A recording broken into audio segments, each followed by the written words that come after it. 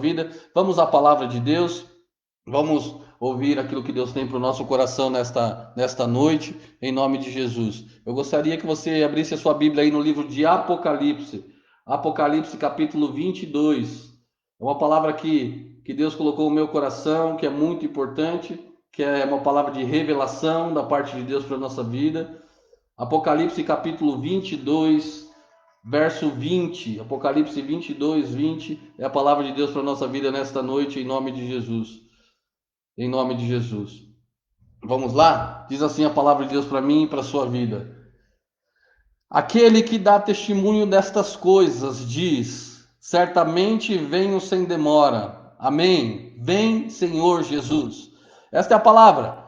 Aquele que dá testemunho destas coisas diz: certamente venho sem demora. Amém. Vem, Senhor Jesus. O tema da nossa ministração hoje é: o Rei está voltando. É uma palavra que nós precisamos analisar, refletir, entender, compreender, né? Mas eu quero perguntar para você nesta noite: quantos verdadeiramente podem dizer Maranata? Ora vem, Senhor Jesus.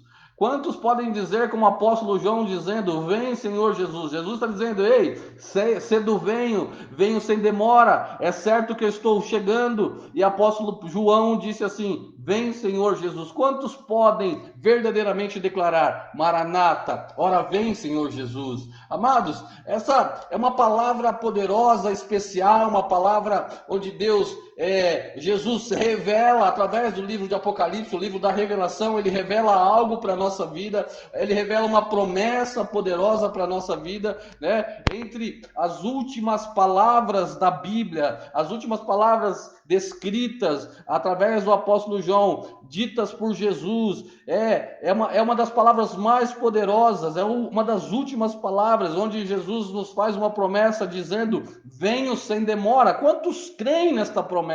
Quantos acreditam que esta promessa está para se cumprir brevemente, o mais rápido que nós imaginamos está para acontecer? Ou seja, esta promessa, irmãos, irmãs que estão aí nesta noite, é algo eminente, é algo, eu posso dizer, imediato, algo apressado, algo breve, muito rápido, está para acontecer. Esta é uma palavra muito forte que deve nos deixar alerta, alguns contentes, outros preocupados. Quantos verdadeiramente podem dizer: Maranata, ora vem, Senhor Jesus? Sabe, irmãos, o maior e mais esperado momento da história da humanidade está para acontecer, que é a volta de Jesus. Se você acha que o maior movimento, o maior momento, o maior acontecimento da história foi o Covid-19, você está enganado. Se você acha que foi o homem alcançar a lua, você está enganado. Se você acha que, entre outras coisas, não, o maior acontecimento da história da humanidade está para acontecer, e muito breve, porque Jesus diz: certamente venho sem demora. E esse acontecimento é a volta de Jesus para buscar a sua igreja, para buscar o seu povo, para buscar a noiva preparada, para buscar aqueles que estão atenciosos, atentos a tudo aquilo que Cristo tem dito, que tem nos ensinado, que tem nos mostrado. Posso ouvir um amém, amados? Amados, existem muitas coisas na palavra de Deus que nós devemos ter mais atenção. Preste atenção no que eu estou dizendo agora para você. Existem muitas e muitas coisas na palavra de Deus a qual nós devemos ter mais atenção. Existem muitas outras coisas acontecendo no mundo que a palavra já nos disse, que a palavra já nos garantiu que nós precisamos ter muito mais atenção. Na verdade, o mundo hoje está desatento. Nunca houve uma geração tão desatenta como essa, despreocupada, sabe? Viajando, vagando na sua mente, nos seus pensamentos, como a geração de hoje, como o povo de hoje, como a mentalidade de hoje. Preste atenção. A nossa esperança não pode estar escurecida, a nossa esperança não pode estar apagada por conta de todas as coisas que estão acontecendo. Jesus está nos dizendo nesta noite: venho sem demora, sabe? Ou seja, Jesus está à porta, ele está voltando para os seus santos. Aleluia, glória a Deus. Quantos podem dar um glória a Deus? Ei, irmãos, Deus está fazendo algo hoje neste lugar, na nossa vida. Deus está transformando hoje. Ele quer transformar hoje o nosso entendimento. Ele quer transformar a nossa memória. Ele quer transformar o nosso coração. Ele quer nos alertar, nos preparar para tudo aquilo que Ele determinou, para tudo aquilo que Ele preparou para a nossa vida. E eu pergunto para você, nós estamos preparados para este momento? Você, meu irmão, que está aí nos assistindo via YouTube, via Facebook, você está preparado para este momento? Sabe? E se Jesus voltasse agora, e se o Senhor descesse agora à terra para buscar os seus santos, a sua igreja, a sua noiva, aonde você estaria? Aonde você passaria a sua eternidade? Será que você, será que eu, será que nós estamos preparados para este momento? A palavra diz, eis que venho cedo. Algumas diz, venho sem demora. O certo é que Jesus está voltando.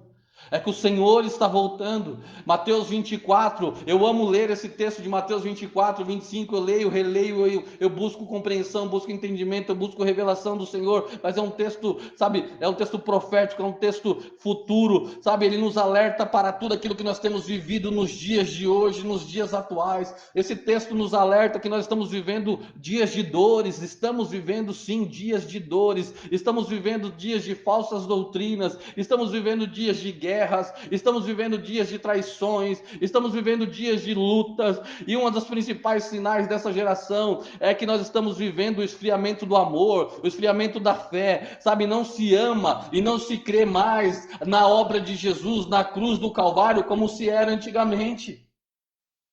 Eu não sei se é a modernidade, eu não sei se o povo está sem compromisso, eu não sei qual que é o interesse das pessoas. O que eu sei é que as pessoas não conseguem mais servir a Deus com a intensidade que Ele busca. O que eu sei é que as pessoas não têm mais a fé necessária para alcançar os milagres. O que eu sei é que a igreja hoje está vagando, a igreja hoje está desligada, que a igreja hoje, muitas das igrejas hoje, muitos dos povos de Deus hoje, se o Espírito Santo fosse embora, eles continuariam adorando a Deus, mesmo sem saber que o Espírito Santo já teria ido embora, tão desatento que nós estamos. Nós precisamos acordar, ser a igreja que está despertada, a igreja que está acordada, não a igreja que dorme. A palavra diz, desperta tu que dorme. Nós precisamos despertar, porque o Senhor está dizendo, venho sem demora. E o que mais me impressiona nesta palavra, quando Jesus diz, venho sem demora, é que Ele está revelando, irmãos. Ele está nos dando uma oportunidade. Jesus poderia vir, sabe, sem avisar ninguém, como diz a própria palavra em Mateus 24, diz que Jesus virá como um relâmpago que se põe no oriente e se posta no ocidente. A vinda do Filho do Homem será como um ladrão na noite inesperada. Mas Jesus está alertando a sua igreja, está revelando ao seu povo, revelando a sua noiva, revelando às suas ovelhas que o tempo do fim está próximo. E nós estamos brincando, e nós estamos satisfeitos. Ah, que beleza, mais 2 semanas sem ir para o culto. Ah, eu vou procurar outra situação, aí eu vou, sabe, aproveitando os momentos difíceis. Irmãos, como é dolorido ver uma igreja fechada. Como é difícil ver uma igreja sem estar com as portas abertas para que pessoas possam entrar e ser curadas. Como é difícil quando a igreja está com a porta aberta, as pessoas terem medo de servir a Deus. Ei, Jesus está nos alertando. Mas alguém pode pensar, esta frase, esse dito já foi escrito há mais de 2000 anos. Esse venho sem demora, ou esse cedo venho, já faz mais de 2000 anos. Veja bem, isso nós já sabemos, o nosso tempo é diferente do tempo de Deus. Nós estamos no Cronos, no tempo cronometrado, no tempo do homem. E Deus está no tempo Kairos, no tempo do ajuste, da perfeição, no tempo do planejamento divino. Tanto que, segundo Pedro, capítulo 3, verso 8, diz que um dia para o Senhor é como 1000 anos, e 1000 anos é como um dia. Nós não sabemos quando o Senhor voltará, mas nós sabemos que está próximo, e o Senhor nos alerta nesta noite, eis que cedo venho sem demora, se prepare. Amados, esse é o motivo de estarmos vigilantes, para estarmos vigilantes, pois a palavra diz que a vinda de Jesus será como um relâmpago, a palavra de Jesus será como, a volta de Jesus será como algo imprevisível, a volta de Jesus será repentina, sem aviso prévio. Jesus está nos alertando, mas não terá aviso prévio, sabe, amados? Filipenses capítulo 4, verso 5, na sua parte B, diz assim, perto está o Senhor. Olha que palavra maravilhosa, perto está o Senhor. Isso é maravilhoso. É lógico que preocupa a muitas pessoas. Quando as pessoas pensam assim, perto está o Senhor, e agora? O que eu faço? Onde eu me arrependo? Onde que eu aperto o start? Como eu recomeço? Na onde que eu posso ajustar? É lógico que muitos ficam apavorados, muitos ficam preocupados, muitos ficam desesperados, mas por outro lado, muitos estão alegres, confortáveis, porque a palavra de Deus diz: perto está o Senhor. Maranata, vem, Senhor Jesus, vem buscar a sua igreja, a sua noiva que está preparada e adornada.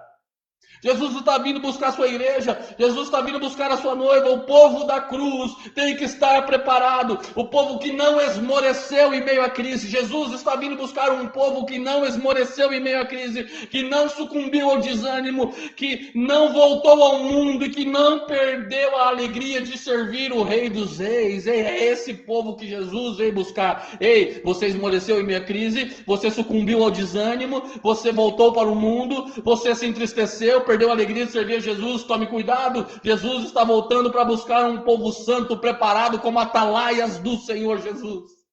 Aleluia. Você é uma atalaia? Você está disponível para orar pelas pessoas que estão enfermas? Você está disposto a pagar um preço por aqueles que precisam viver aquilo que você já experimentou? Ei, irmãos, em meio a tudo que nós estamos vivendo, esse processo que nós estamos vivendo, existem coisas que nós não podemos perder, nós já perdemos muitas coisas. Existem os irmãos que perderam familiares, existem as mulheres que perderam os esposos que perderam as mulheres, os pais que perderam os filhos, diante de tantas coisas. Como eu disse, nós estamos sem culto presencial. Existem muitas igrejas que já voltaram ao normal, que já superaram. Existem outras igrejas que ainda não conseguiram. Existem igrejas que o povo não consegue se fortalecer, não consegue entrar no trilho. Mas existem igrejas e um povo que já está adorando ao Senhor como se fosse o último dia da vida deles. Isso é terrível. Terrível quando nós perdemos essa essência. Eu confesso, diante de tudo que nós temos passado, eu não imaginei que algumas situações poderiam acontecer. No momento onde as pessoas deveriam demonstrar amor, carinho, dedicação, cumplicidade, amizade, aliança. No momento onde as pessoas deveriam mostrar aquilo que elas têm de melhor, as famílias estão se desfazendo. Os casamentos estão sendo quebrados, as suas alianças. Muitas pessoas estão abandonando a Deus, outros estão revelando que não tinham aliança com homens, outros estão abandonando os seus pastores e as suas igrejas e ministérios e os seus discípulos e as pessoas que estão ao seu redor. Tem gente pagando para ver se Jesus vai voltar realmente, vivendo a sua vida como se não fosse, sabe, como se não houvesse o amanhã, vivendo o pecado, vivendo a mentira, gente aproveitando esse momento para fazer o que é errado.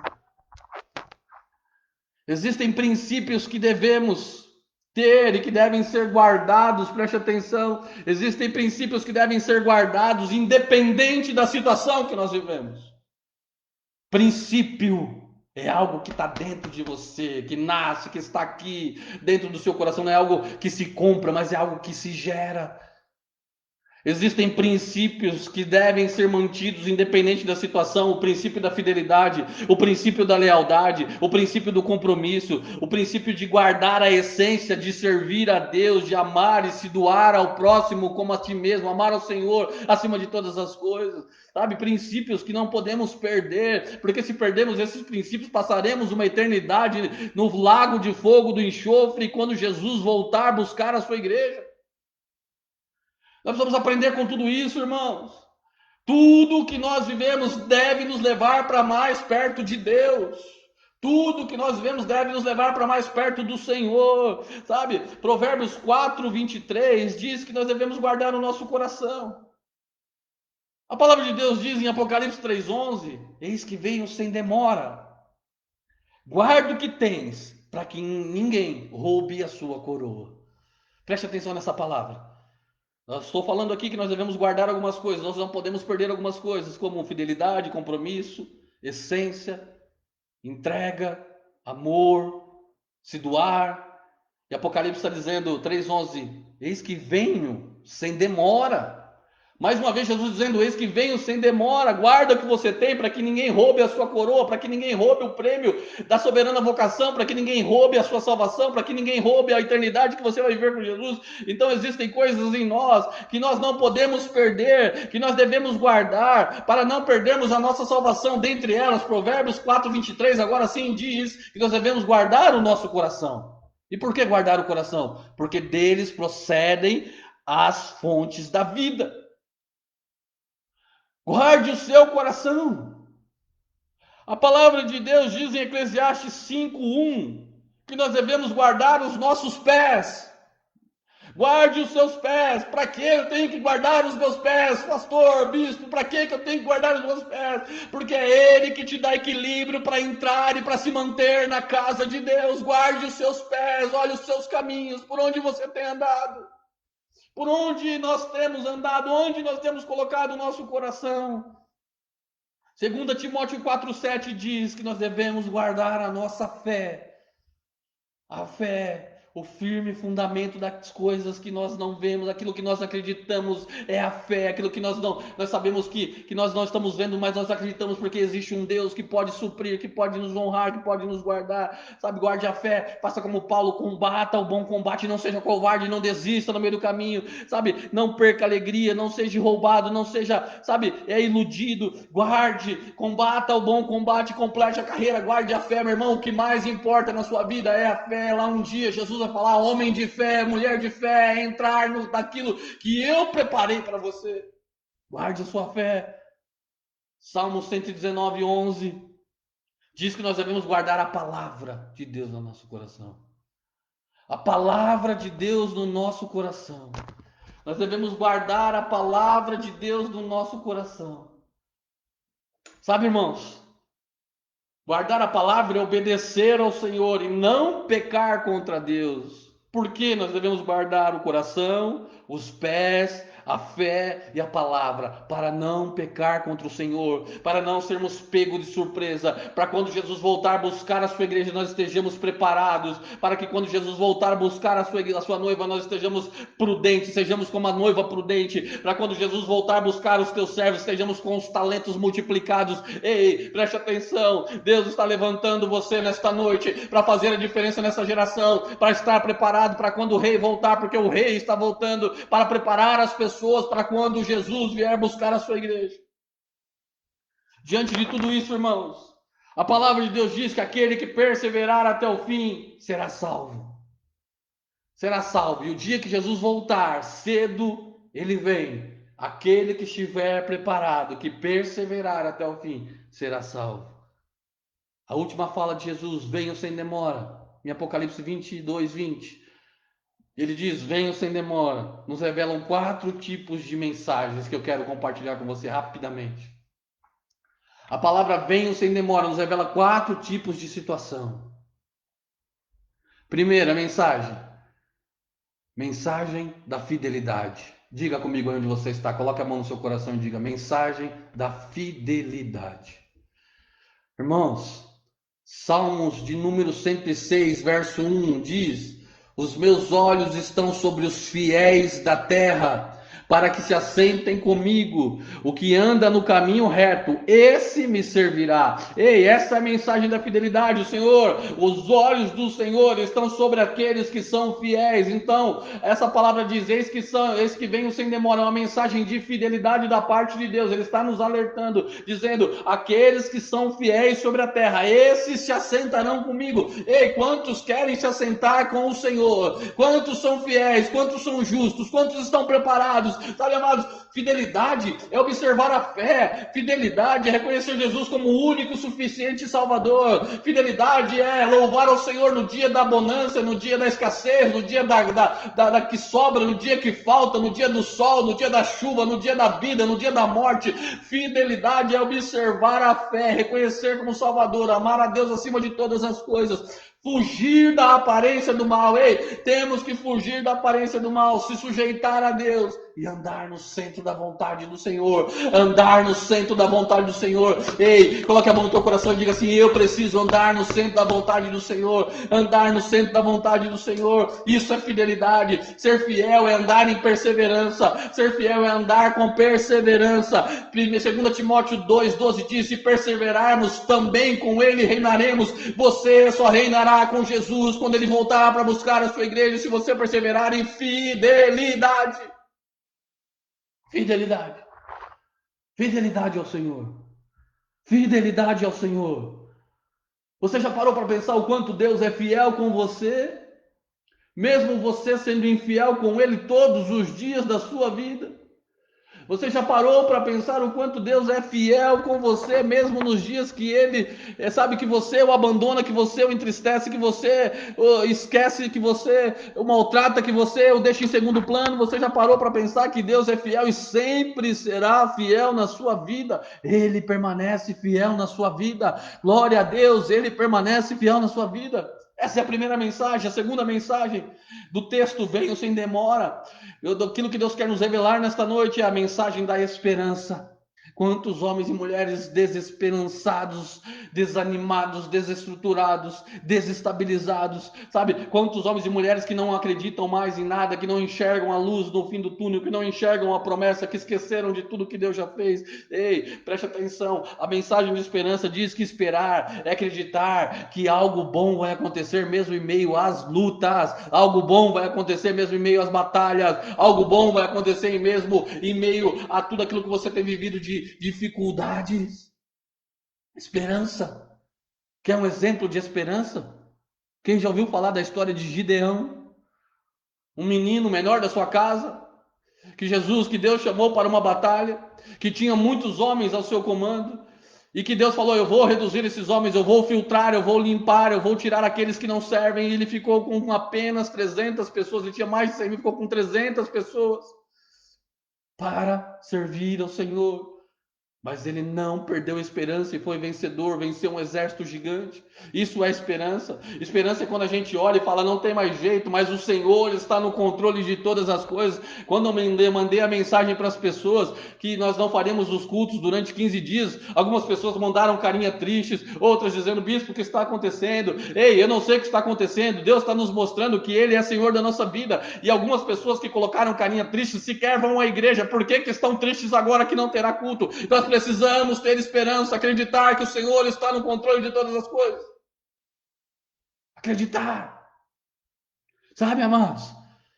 Jó, capítulo 19, verso 25 diz: eu sei que o meu Redentor vive, que por fim se levantará sobre essa terra, que por fim se levantará sobre a minha vida, que por fim se levantará sobre a sua vida, sua casa, sua família. O nosso Redentor vive e se levantará. Apesar das lutas, das batalhas, dificuldades, nós temos um Deus vivo, um Redentor, que vai se levantar sobre a nossa vida, em nome de Jesus.